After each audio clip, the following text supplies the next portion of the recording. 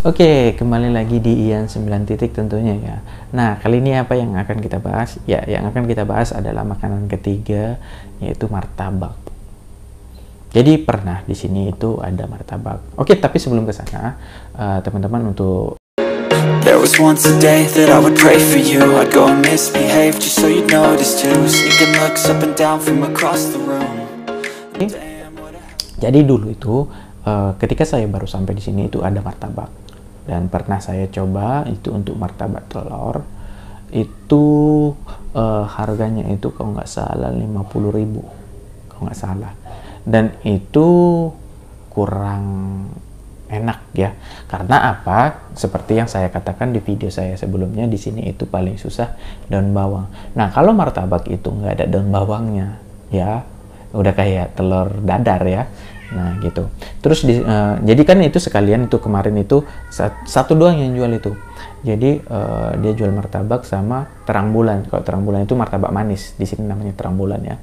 Dan kalau martabak manis itu satu loyang itu di sini itu 25.000. Itu toppingnya topping kelapa, apa ketan gitu, meses gitu.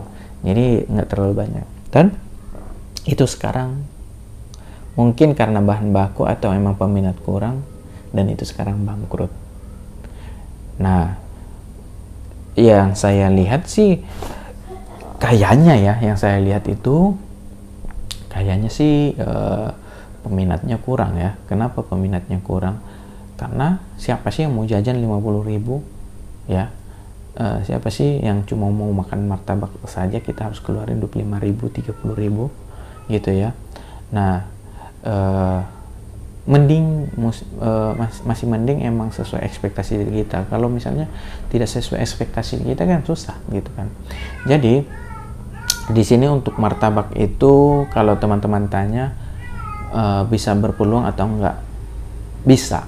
Kalau teman-teman bisa permainkan harga, terus teman-teman bisa permainkan apa namanya menu.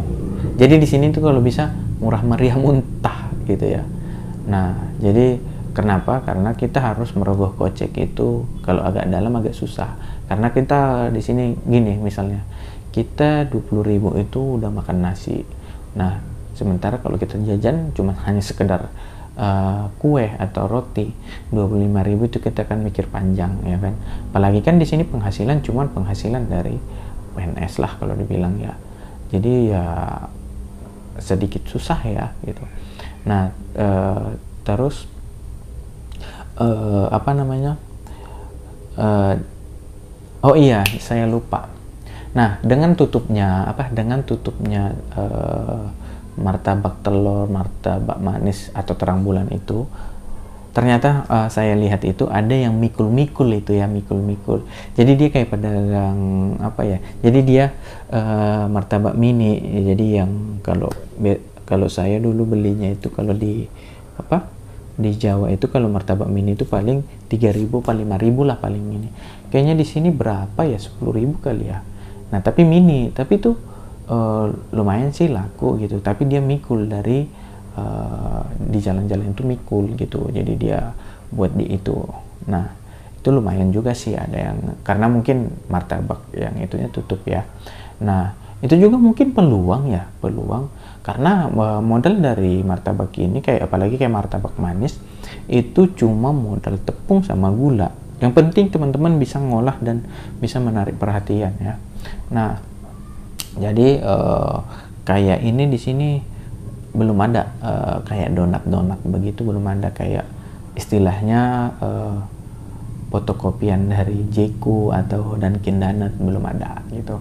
Jadi nggak ada. Mungkin teman-teman bisa pertimbangin jadi peluang ya. Terus kayak burger, kayak kebab itu belum ada. Jadi di sini tuh jajanannya itu nggak ada teman-teman, susah nyarinya. Jadi kalau kita di sini misalnya kita punya duit itu mungkin rada susah ya punya duit punya untuk memenuhi keinginan gitu. Jadi kayak contoh kayak bakso goreng aja tidak ada, bakso bakar apalagi gitu. Jadi emang sedikit-sedikit ngebosenin ya. Jadi susah lah gitu. Terus oh iya, baru ingat untuk donat itu ada kemarin yang buka cafe itu, namanya itu Coco Donut, dan itu awalnya dia itu buka cafe dan andalannya itu donat, dan itu laris banget. Kalau saya lewat dari depan kafenya itu, dan kafenya itu jangan kita bayangkan kayak kafe-kafe di kota-kota besar, enggak ya. Jadi ini kayak bangunan kecil, ditaruh lampu-lampu, dicat hitam, ditaruhlah motif-motif lukisan segala macam kecil itu, dan selalu ramai. Karena apa? Andalannya itu ada donat. Nah, jadi tempat nongkrong donat, dan di sini itu minuman kalau nggak salah 25.000 itu cuman kayak es matcha gitu-gitulah. Nah, terus kalau teman-teman mau nanyakan peluang apa lagi ya, peluang makanan apa lagi, mungkin teman-teman bisa komen di sini biar saya bisa cari tahu ya.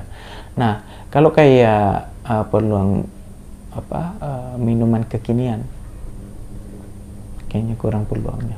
Karena kenapa? Di sini satu itu 15.000 satu cup. Jadi apa ya? Hanya cuman, dan di sini tuh polosan gitu. Nah, kalau di tempat lain itu kan kita ada kayak cincaunya, ada bubble-nya. Nah, di sini tuh ya misalnya kayak kita pesan yang mochaccino ya air mochaccino saja gitu. Nah, alpukat kocok nggak ada gitu, karena di sini buah itu susah.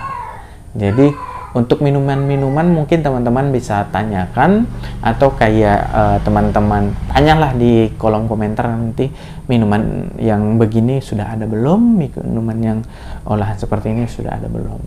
Nah, kita juga di sini cari jus itu paling susah. Cari jus paling susah. Kenapa? Di sini buah nggak ada. Ada, tapi ya mahal gitu.